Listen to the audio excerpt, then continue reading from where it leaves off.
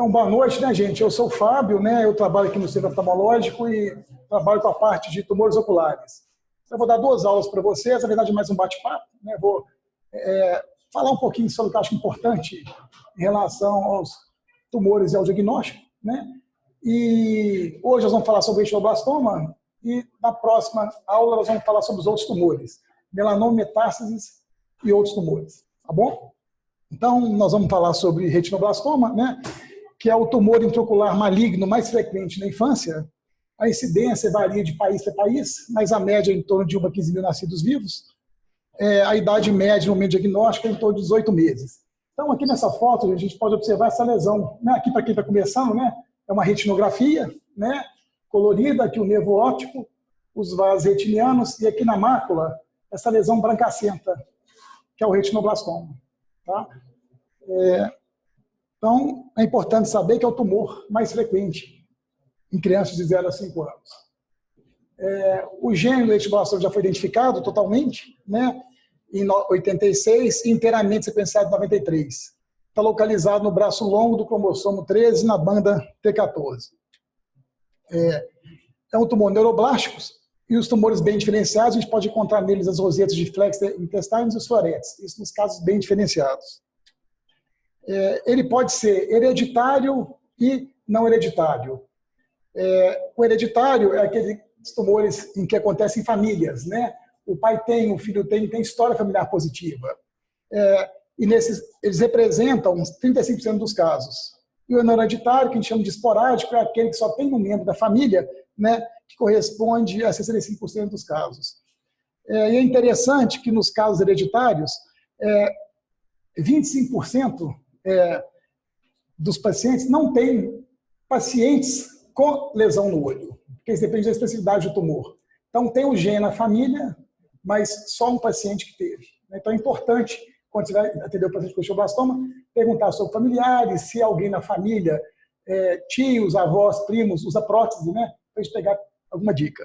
Tá? Porque isso é importante para a gente poder acompanhar e tratar o paciente, saber se é hereditário ou não hereditário. O teste genético é muito caro, então não é rotina a gente fazer esse teste no Brasil.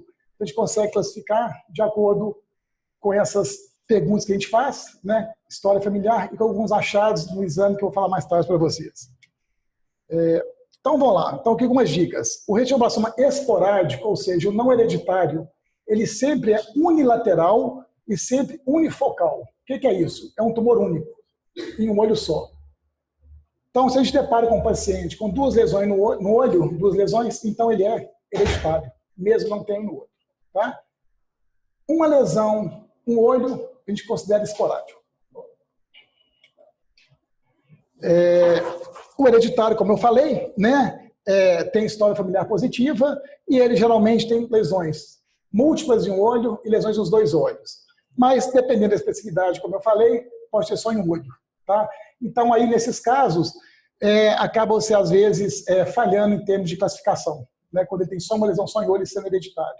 Mas, às vezes, o paciente falando que um familiar teve, mesmo tendo só uma lesão só em olho, você já mata o fecha diagnóstico como hereditário.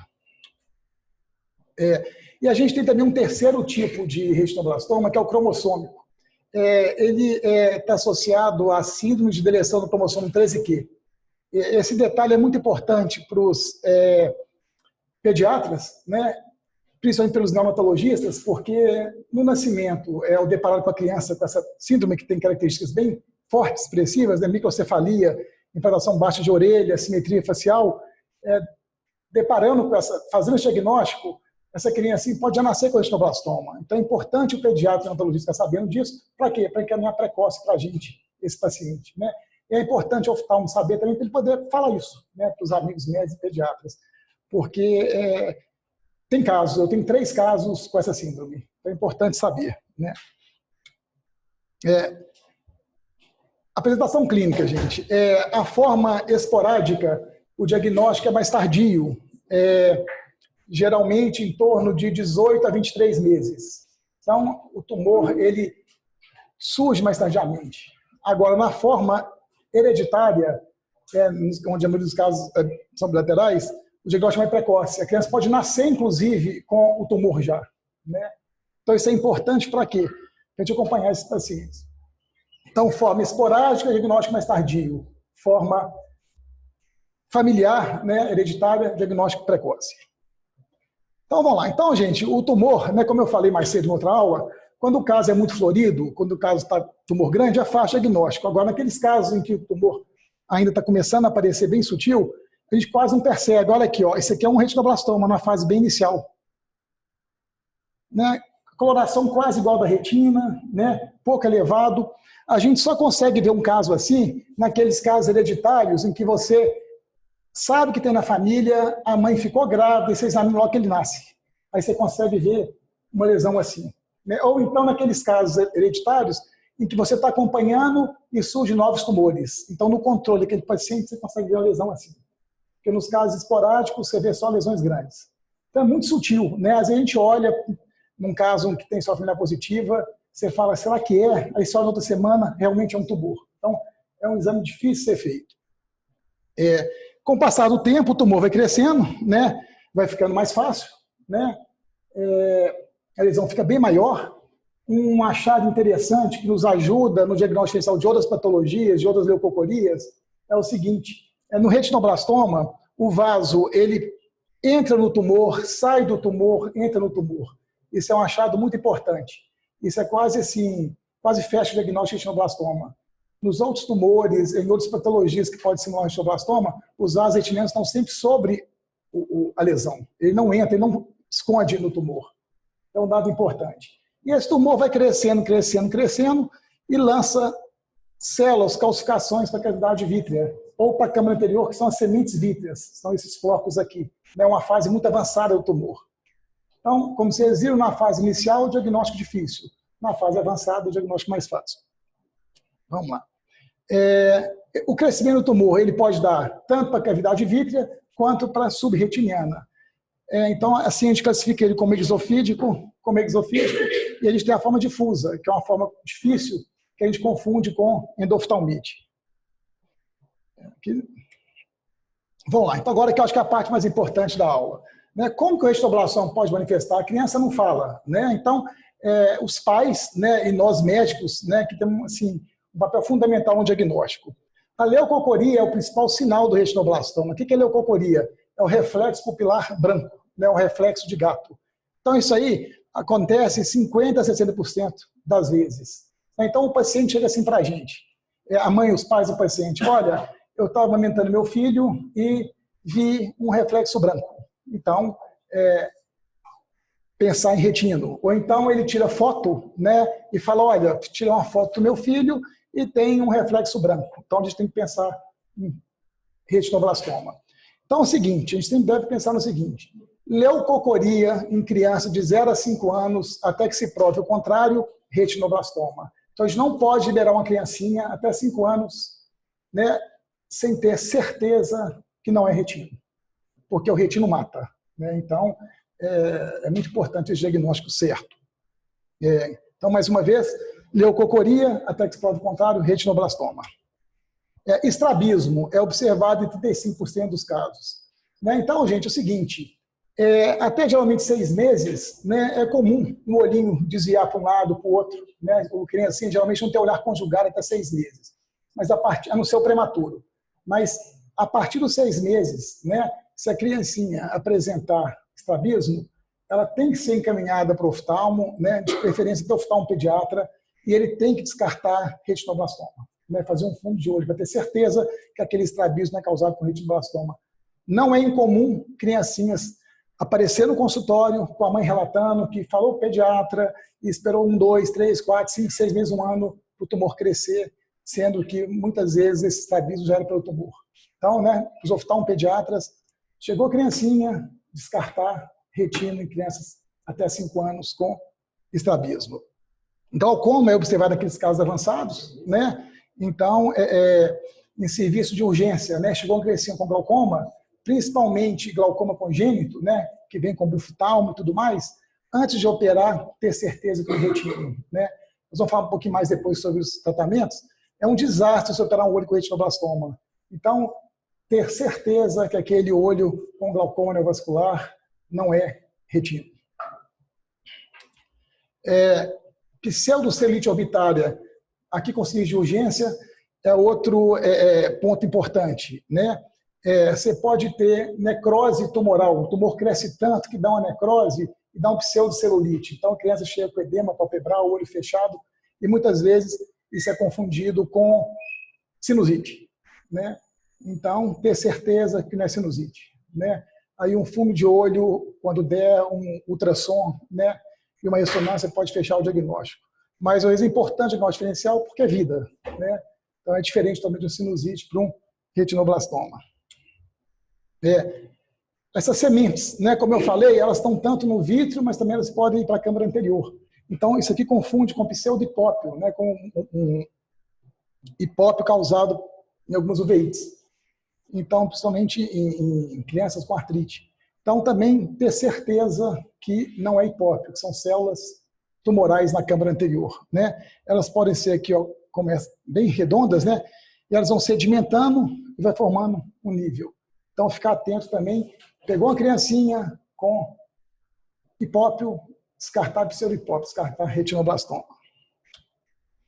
A gente pode ter naqueles casos avançados ifema também, o tumor vai crescendo tanto, provoca isquemia no olho e leva a sangramento, né? Então, pegou uma criancinha com ifema, descartar retinoblastoma. Também, pela cronicidade, você pode ter alteração da cor da íris. Então, se olhou a criancinha, está a íris lá meio azulada e a outra de outra cor. Afastar retino, pode ser um retino avançado. E proptose, a gente tem naqueles casos avançados, onde tem já invasão de órbita, então o olho sai para fora, né? Então, toda criança com proptose também afastar retinoblastoma. Então, vamos lá. E o diagnóstico, gente? Então, a dica vai ser dada pelos pais ou por um parente, né? Leucocoria, estrabismo, como eu já falei. Então, o exame é o seguinte, como que eu faço no meu dia a dia? A criança chega para mim, eu faço a anamnese completa. Mais uma vez, é importante saber se tem história familiar positiva, né? Existia, assim, muito preconceito em câncer no passado. Então, às vezes, eu pergunto, alguém usa prótese? Se usa, quando foi colocada essa prótese? Né? Para saber se foi quando criança ou não. Então, são dicas que vão nos ajudar no diagnóstico. Pergunta sobre trauma. Né? Às vezes, a criança pode ter caído, pode ter tido hemorragia vítrea, e numa fase de absorção pode ficar brancacenta, pode confundir. Então, teve trauma, teve queda, né? Então, assim, perder tempo, retinopatia da prematuridade, ela nasceu prematura, são perguntas que me ajudam no diagnóstico diferencial. Então, eu perco tempo na anamnese, mas isso vai me ajudar no diagnóstico. O que eu faço, então? Então, a criança chegou, eu faço uma boa anamnese, muito direcionado para essas perguntas, e faço um exame de mapeamento, gente, bem rápido, porque a criança não coopera, né? É um exame difícil. Então, eu chego, sob dilatação, olho o fundo de olho. Vi um tumor, eu já paro e vou marcar o exame sob narcose. A gente só consegue estadiar o tumor, ver quantos tumores tem com anestesia, né? Então não tem jeito. E igual eu falei, não adianta ficar apertando o menino, tentando ver, não dá. Então já falo para a mãe, olha, nós temos uma suspeita grande que seja um tumor, nós vamos precisar levar ele para o bloco cirúrgico fazer o exame completo. É o que eu faço, né? Então a criancinha aí vai para o bloco, a gente faz o exame sob narcose e aí a gente define se está nos dois olhos e o que nós vamos fazer. Ultrassom, fundamental. Por quê? Porque o ultrassom ele mostra cálcio, né? E o retinoblastoma, na maioria das vezes, tirando o caso que simula no difuso as uveites, as endoftalmites, ele apresenta cálcio. O ultrassom é excelente exame para mostrar cálcio. Então, além dele mostrar cálcio, que praticamente confirma o diagnóstico, ele também vai nos falar o tamanho do tumor, que vai ser importante no controle, né? Para a gente saber, além do exame de fundo de olho, se esse tumor está crescendo, está regredindo ou está recorrendo. Né? Então, a ecografia é muito importante. Tomografia. É excelente também, porque a tomografia também mostra a presença de cálcio. É um exame mais barato que a ressonância. Só que, infelizmente, nos casos hereditários, em crianças menores do que 1 ano, a tomografia ela pode levar ao surgimento de outros tumores perioculares. Então, nos grandes centros, nos países desenvolvidos, não se faz mais tomografia para retino, só faz ressonância. Aqui no Brasil, infelizmente, a ressonância é muito cara, né? A gente continua fazendo tomografia, mas a gente tenta fazer naqueles casos maiores de 1 ano que a gente sabe que é hereditário, né? Porque esses segundos tumores ocorrem nos casos hereditários. Mas a tomografia, assim, para mostrar cálcio é excelente, é como ultrassom, né? mas infelizmente nos casos hereditários tem essa chance de segundos tumores. Ressonância, então, é o padrão ouro, né? Além de mostrar o tamanho do tumor, se tem cálcio ou não, mas de uma forma menos explícita do que a tomografia, vai falar se o tumor está intraocular ou não, se está invadindo a câmara anterior, se está invadindo nervo óptico e órbita. Biópsia, gente, não se faz biópsia pensando em retinoblastoma, tá? Por quê? Uma vez fazendo biópsia, você vai disseminar esse tumor. Então, um tratamento que era só, por exemplo, quimioterapia, tem que ser quimio-rádio. Então, jamais biopsiar suspeito de retinoblastoma, tá? Então, deparou com um caso, inspetor de retino, chama uma pessoa experiente, mas não faça nada, não opera catarata, não faz vitrectomia em pacientes com suspeito de retinoblastoma. E, uma vez tendo feito tudo isso, eu encaminho para um oncologista. Aí sim, ele vai fazer o estadiamento sistêmico e nós vamos juntos definir a conduta. Então, aqui é a minha rotina. Vamos lá. Como eu falei, o exame mais importante é o exame de mapeamento de retina. A gente faz com oftalmoscopia indireta, né? E como eu falei, inicialmente eu faço rápido no consultório e depois eu faço o exame detalhado no bloco cirúrgico. O estadiamento do tumor, ele com novas técnicas de tratamento, essas classificações elas têm mudado, né? A primeira usada foi de Ries-Elford, que era uma classificação usada na década de 60, onde o tratamento usado era radioterapia externa. Então, aqui é uma classificação que era muito importante para os casos em tratamento, né, e que usava radioterapia externa. E hoje a gente usa a classificação internacional de retinoblastoma intraocular, que é uma classificação que a gente usa mundialmente, né, para definir conduta. Aqui é um simpósio de retinoblastoma que existe a cada 2 anos. Os maiores centros do mundo reúnem e discutem todas as questões de novos tratamentos, estadiamento. Vamos lá, então, tratamento. Né? Há 100 anos, gente, 100% dos pacientes morriam. Né? E hoje, nos grandes centros, a sobrevida está em torno de 97%. E hoje, com muita conservação de visão. Né? Infelizmente, o Brasil está muito atrás. Né? No Brasil, a gente tem um grande centro em São Paulo, um centro que está começando no Rio, e Belo começou um centro na Santa Casa agora. Mas os 2 grandes centros estão em São Paulo. Né? Assim, com tratamento de primeiro mundo e com resultado de primeiro mundo. Na Escola Paulista e no Santa Marcelina, no Hospital Santa Marcelina. É o único médico que trabalha nos 2 serviços. Então, é um serviço, assim, primeiro mundo. Então, por que lá, assim, a sobrevida é melhor e a melhor visão? Primeiro, porque o diagnóstico é mais precoce. Tanto pelo acesso mais fácil dos pacientes ao serviço, né? Existe informação sobre onde tratar, como tratar. O pediatra encaminha mais precoce. E as novas técnicas têm muita tecnologia, muito custo. Né? Então, a gente está longe de conseguir ter em vários lugares esses tratamentos. E também acho que justifica ter em vários lugares, porque são poucos casos, então o ideal é reunir esses casos em centros para ter mais casuística, aprender mais. Porque é um tratamento, assim, tratar retina não é fácil. Cada caso é um caso, cada caso evolui de uma maneira. Então, realmente, cada dia se aprende. Né? Não tem receita de bolo. Vamos lá, tratar, gente. A enucleação é a retirada do globo ocular, né? E com uma colocação de prótese. Quando eu vi nos Estados Unidos a primeira enucleação, eu quase morri. Aí minha chefe me chamou e falou assim, Fábio, é vida para o paciente. Eu estou tirando o olho e dando vida. Às vezes eu tiro os 2 olhos e estou dando vida para ele. E é verdade, né? E os pais, com o tempo, vão perceber isso. Mas, assim, para a gente, né, começando é o fim do mundo. A gente tem que pensar assim, é vida, é um tumor que mata. Né? A enucleação, alguns países não aceitam o tratamento, né? Então, nem não aceitam a enucleação, então as crianças acabam morrendo. Né? Muitos países do Oriente Médio. E eu sempre ofereço para a família também a opção de enucleação. Cabe a ela, olha, nós temos outros tratamentos, né? Tratamentos que a gente pode conservar a visão, mas vai ter que estar sempre ser acompanhado até 5 anos, vai fazer quimioterapia, fazer rádio, e tem pai que prefere tirar. Né? Então a gente tem que respeitar isso também. A gente sempre, quando pode, tenta fazer o tratamento local. Crioterapia, congelamento. A gente faz em tumores pequenos, tá? Como adjuvante a outros tratamentos. Então, tumores periféricos, você pode congelá-los e, junto com isso, fazer os tratamentos complementares adjuvantes. Laser, usava no passado, né? Existia o laser de xenônio, que era um laser super poderoso, eu não cheguei a trabalhar com ele. Ele destruía muito a retina, resolvia muito bem. A gente não tem mais esse laser.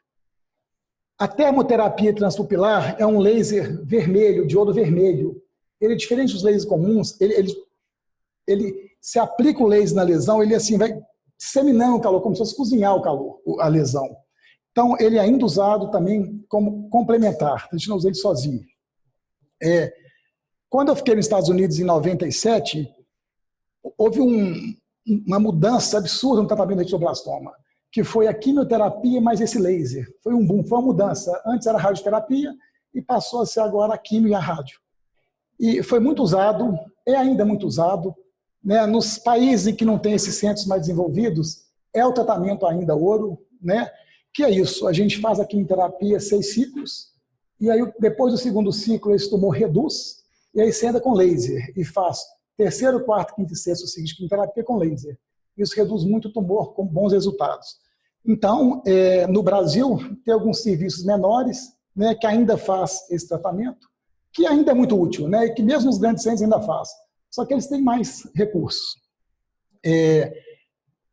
Há 20 anos, você fazer quimioterapia intravítrea, eu falei para vocês, olha, em retinoblastoma, a gente não pode fazer biópsia. Não faz, não. Mas hoje a gente já pode fazer a quimioterapia intravítrea para casos selecionados. Mas tem que ser feito por pessoa experiente, você tem que saber onde você vai enfiar a agulha, e depois de enfiar a agulha, você tem que fazer crioterapia no trajeto da agulha, né? Então, assim, hoje a gente faz, sim, perfura o olho, mas em casos selecionados, né? E a gente faz essa quimioterapia intravítrea. E hoje, o tratamento ouro nos grandes centros é a quimioterapia intraarterial seletiva. O que é isso? É você pela artéria femoral, na verdade quem faz é o neurointervencionista, ele vai até a artéria oftálmica e injeta o quimioterápico dentro do olho. Então é um tratamento com poucos efeitos colaterais, né, praticamente zero para a criança, né, e com resultados fantásticos, né. Em Belo Horizonte, Santa Casa começou a fazer, poucos casos, mas começou a fazer, e como eu falei, São Paulo e Rio tem uma casuística grande. O problema é que é alto custo, né, gente? Imagina, tem que ter todo o espaço, né, de hemodinâmica, né, uma pessoa experiente, né, mas é um tratamento que eu acho que veio para ficar. O que eu acho que tem acontecido é o seguinte, estão indicando demais, eu acho, sabe? Estão indicando para todos os casos, até para casos avançados.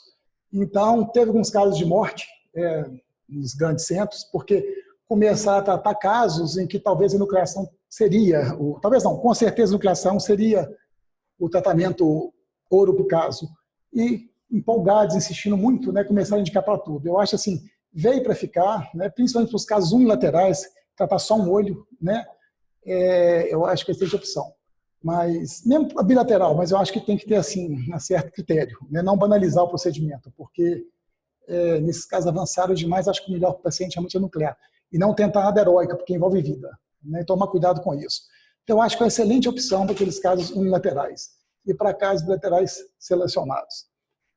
Então, isso que é de mais novo.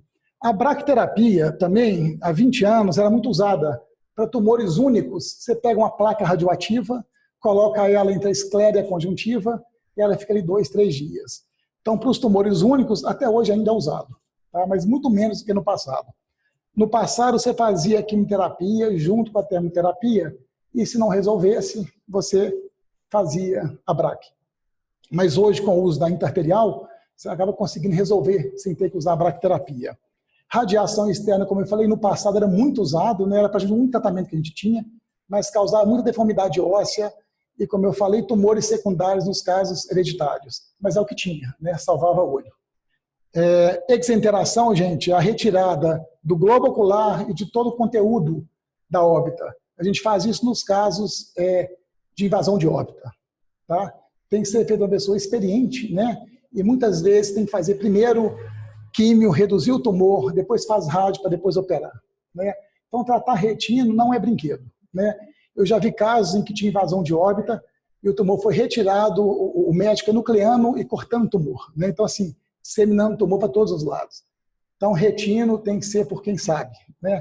O plástico ocular que trabalha com retino tem que ter experiência. Enuclear um olho com retino é um olho complicado, é um olho inflamado, é um olho maior. Então, para esse olho explodir não custa. E mais uma vez, teve conteúdo do globo ocular com meio externo, o tratamento que seria só nucleação ou só químio passa a ser radioquímio.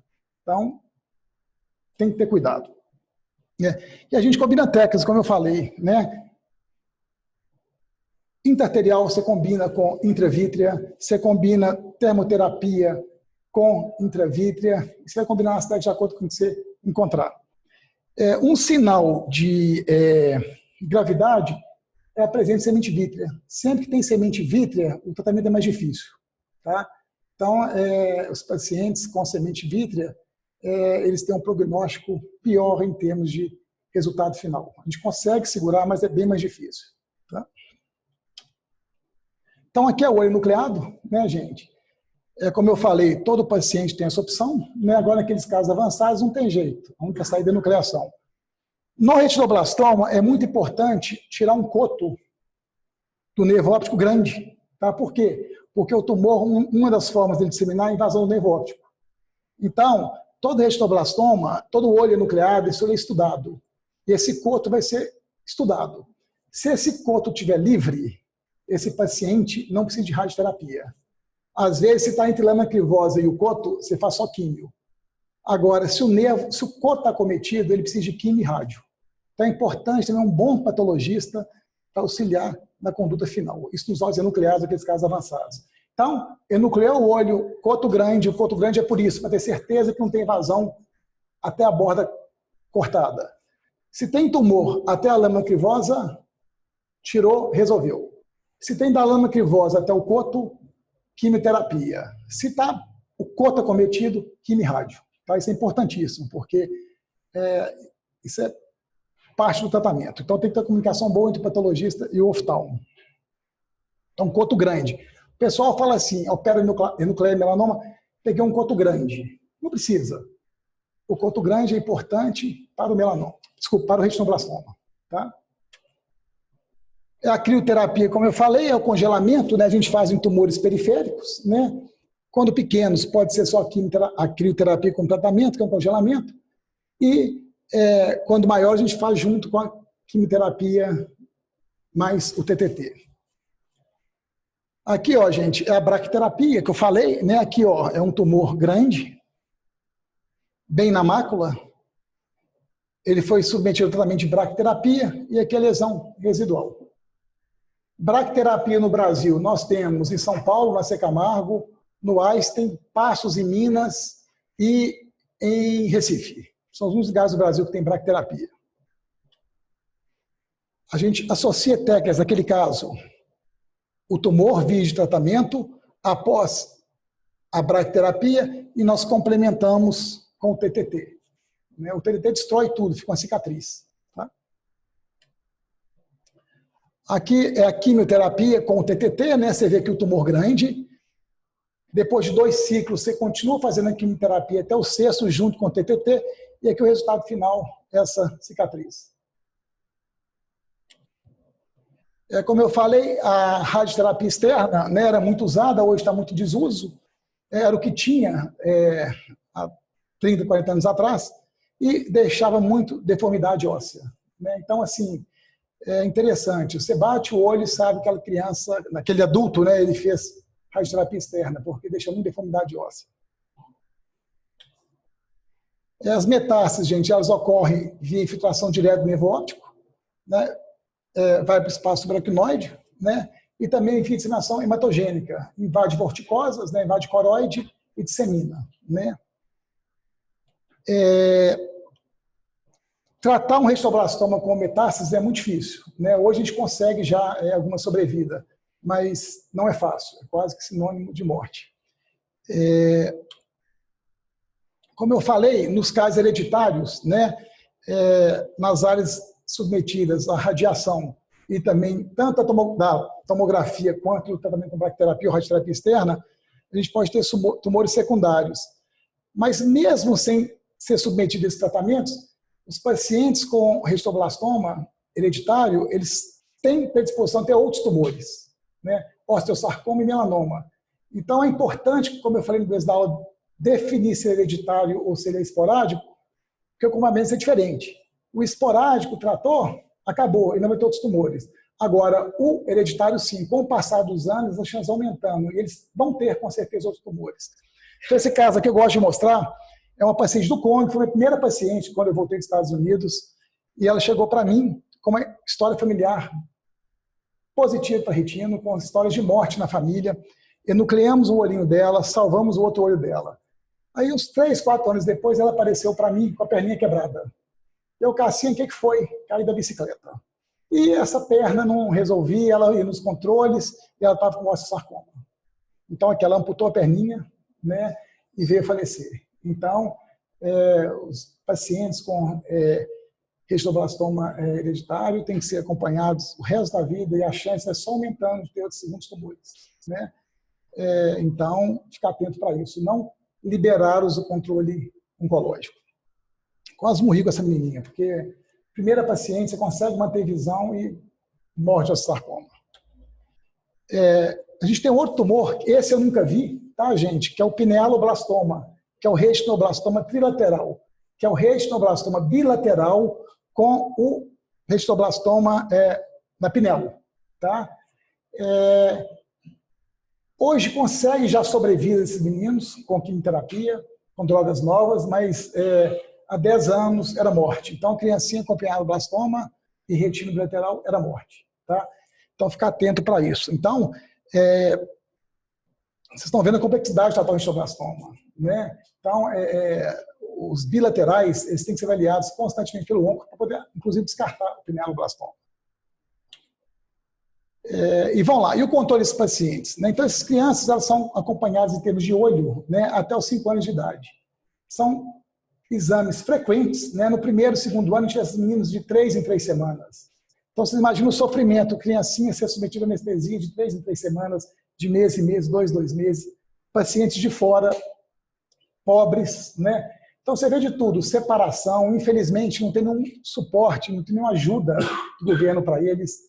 Então, pai perde emprego, mãe perde emprego, é muito triste, mas pelo menos na vida para eles, né? Mas eu fico impressionado de ver como que nada é feito para ajudar essas famílias. É complicado. Então, o diagnóstico diferencial, gente. Como eu falei, o principal reflexo, o principal sinal, né, a leucocoria. Então, toda doença que dá reflexo branco tem que entrar no diagnóstico diferencial, né? Então, catarata congênita tem que entrar no diagnóstico diferencial. Agora, um dado interessante. Retino não vem com catarata. Se você viu, a não ser naquele caso muito avançado, que está tendo já necrose tumoral, um glaucoma e tudo mais. Então, você pegou uma criancinha com leucocoria, ela tem catarata, provavelmente não é retino. Tá? A chance é muito grande de não ser. Então, fica uma dica para vocês, né? Prematuridade, você pode ter leucocoria, né? Doença de Coates, talvez, seja a patologia que dá mais dificuldade em fazer o diagnóstico diferencial, né? E uma dica importante em relação a Coates, o que acontece? A doença de Coates, para quem está começando, é uma doença vascular, em que os vasos ficam friáveis e começa a vazar exudato, gordura e proteína. Então, ficam debaixo da retina, forma uma massa brancacenta, igualzinho um retino. Só que a diferença é essa, que o vaso passa sobre a lesão. Isso, assim, ajuda demais. Como eu falei, no retino, o vaso entra e sai. No doença de Coates, quando acumula muito exudato, passa por cima, tá? Você pode ter até um pouquinho de cálcio no Coates, mas é bem pouco e, mais uma vez, esse detalhe nos ajuda, os vasos passando sobre o tumor. Às vezes é difícil, porque às vezes tem tanta exudato que forma uma massa grande, né? E pode ter um pouco de cálcio, né? O diagnóstico vai ser muito na oftalmoscopia, no exame de fundo de olho. Vocês tiveram um caso agora? Foi no início do ano passado, tá. Mas foi Coates. Foi Coates, eu lembro daquele caso. Tá. Diagnósticos difíceis, né? Deixa muita dúvida. Eu tive um caso ano passado que eu fiquei muito na dúvida, indiquei nucleação, o pai muito resistente falou, você vai para o Serrano de São Paulo. E ele foi para São Paulo, Luiz Fábio, olha, também acho que é Coates, mas é um caso que tem que nuclear. E era Coates, né? Então, tem diagnósticos difíceis, né? Então, pensando em leucocoria, catarata congênita, mais uma vez, se tem catarata, pouco provável ser retino. Prematuridade, perguntar, porque na prematuridade você pode ter um descolamento total de retina, ficar uma fibroplasia retrolental, pode simular um retino, né? E é isso. E aqui, gente, casos que, infelizmente, a gente depara até hoje, né? Esse caso eu gosto de mostrar, eu até falo o nome dele, o Samuel, também um dos primeiros pacientes que eu tive, e eu fiquei assim, muito triste, porque é o seguinte, é no interior de Minas, é de onde eu trabalho hoje, de Passos, onde tem um serviço de oncologia, onde tem radioterapia, e esse menininho, ele foi atendido no serviço público e o pediatra suspeitou de tumor. E encaminhou esse menino para um grande centro, que seria Belo Horizonte. E o TFD não funciona, né, gente? Esse menino demorou 1 ano e 8 meses para chegar em Belo Horizonte, chegou assim para a gente. Morte. Né? E esse de baixo, a mesma coisa. Né? Esse de baixo foi até um pouquinho pior, porque ele fazia controle com o oftalmo e a mãe falava que o oftalmo fazia ultrassom dele e falava que estava normal. Aí eu perguntei assim para a mãe, mas você acha que está normal? Se ele te falou que isso aqui está normal, você acreditou nele? E também veio a falecer. Então, gente, acontecem coisas que não dá para a gente entender. Né? Então, eu acho assim, retina isso é difícil. Né? Eu acho que nós, oftalmologistas, né, a gente tem que saber informar a população que existe esse tumor, que ele mata, né? Orientar onde tratar, né? Porque mata mesmo. Tá? Aqui em Belo Horizonte, a casa está funcionando super bem. Tá? Às vezes tem um pouquinho de dificuldade no acesso, mas é só ligar para a Rafaela, me ligar que a gente consegue encaminhar esse paciente, porque eu acho que a obrigação nossa é ser o melhor para o paciente, né? Independente do que da classe social dele. Né? E lá trata SUS, né? Do mesmo jeito que está no particular, então acho que é um lugar para a gente poder referendar. Né? E, além disso, São Paulo e Rio. Né? Então, eu acho assim, os pacientes vão ser tratados se a gente não quiser. Né? Então, fica aí, né? O Centro de Retroblastoma hoje, Santa Casa, INCA no Rio, Santa Marcelina, São Paulo e Escola Paulista. Tá? E aqui é um caso de um amigo meu do Egito. Isso existe. Agora vou mostrar um vídeo e depois vamos conversar aqui um pouquinho, tirar as dúvidas. O olho de uma criança pode dizer quando ela está feliz, quando está triste, assustada ou quando ela está com sono. O olho de uma criança pode dizer muitas coisas, inclusive quando ela tem câncer. Fotografe seu filho com flash. Se você notar qualquer diferença nos olhos, procure um médico. Quanto antes o tumor for detectado, mais chances tem de ser curado. Então era isso, gente.